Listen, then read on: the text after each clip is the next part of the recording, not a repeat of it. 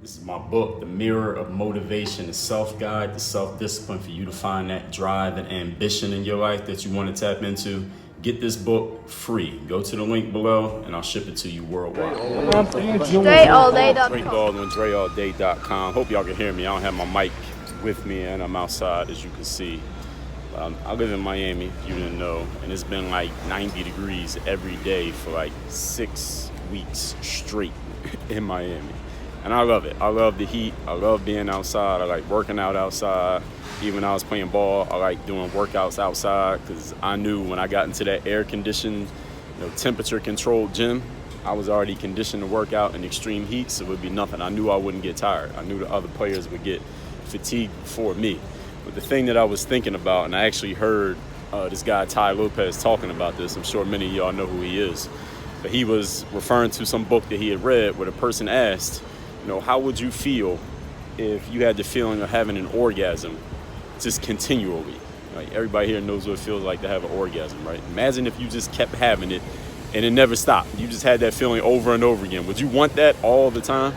And as he asked the question, I'm thinking about it, I'm like, hell no, because the feeling is like, you know what that feeling feels like. It's like an overwhelming feeling. And anyway, even if it was just a little bit toned down and you got used to it a little bit, it wouldn't have the same feeling. An orgasm wouldn't be an orgasm if we had it all the time, if it was always happening to us. It is always available. If it was always happening, it wouldn't feel so good to us because we would get used to it.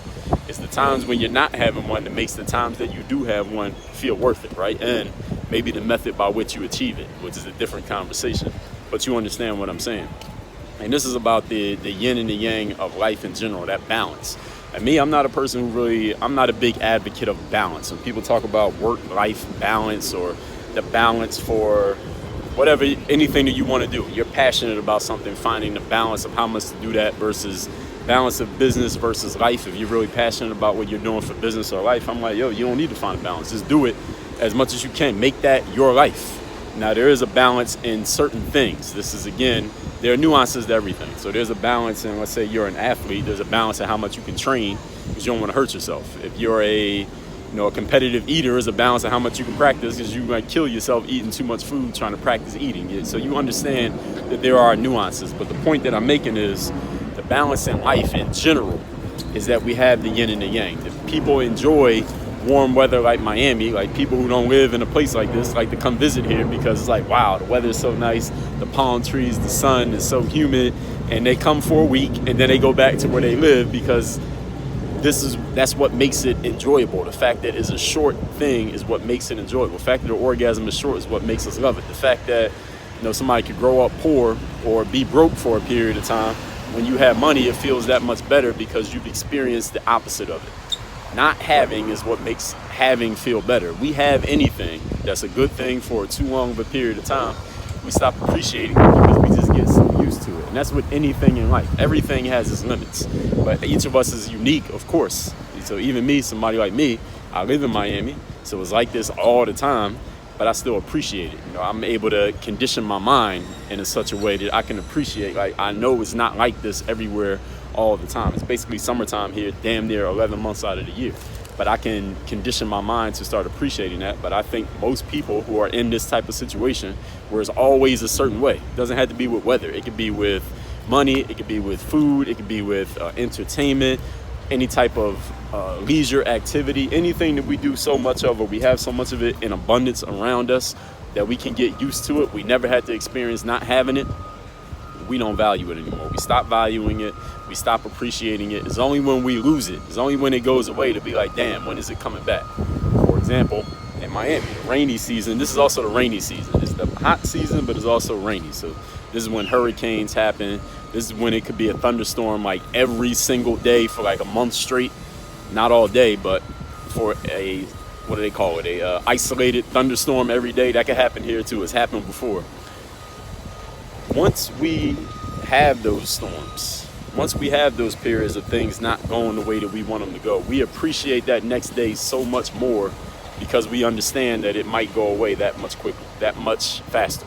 This is why somebody who, if any of you has, or you know someone who has, or you've read a story of someone who's overcome like a life-threatening situation, such as they had a terminal illness such as cancer, or or somebody who's been in a car accident where somebody died but they didn't die, or someone who's had an attempt on their life. You think of like a 50 Cent or something like that, or somebody who survived cancer and then they come back and their whole life becomes this inspiring story for everybody else, is because that person realized the shortness of life. They realized how quickly all of it could be taken away from them. They realized it like viscerally. They actually experienced it.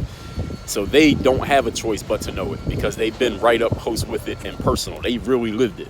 Somebody like me or you, if you never had a terminal illness, you've never been in a life-threatening incident, accident, you never had anybody try to kill you, you got to choose to have this appreciation of life and appreciation of everything that you have. It doesn't have to be life. You could appreciate the 90-degree day in the summertime wherever you live. You can appreciate the fact that you had the money to buy yourself something to eat whenever you want to. You can appreciate the fact that you got this digital device that allows you to connect with damn near anybody on the planet who also has one and say whatever the hell you want to say. You understand that this could go away.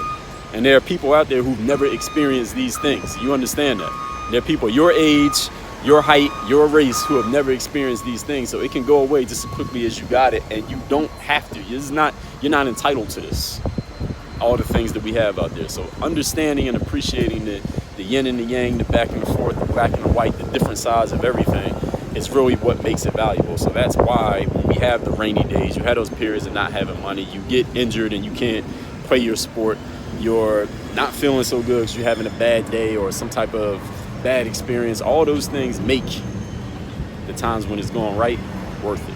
So appreciate them. Don't feel bad about them. Don't try to get rid of them so quickly. Of course, we want to make things better, but appreciate the fact that you went through them, because that's going to make you appreciate the good times even more.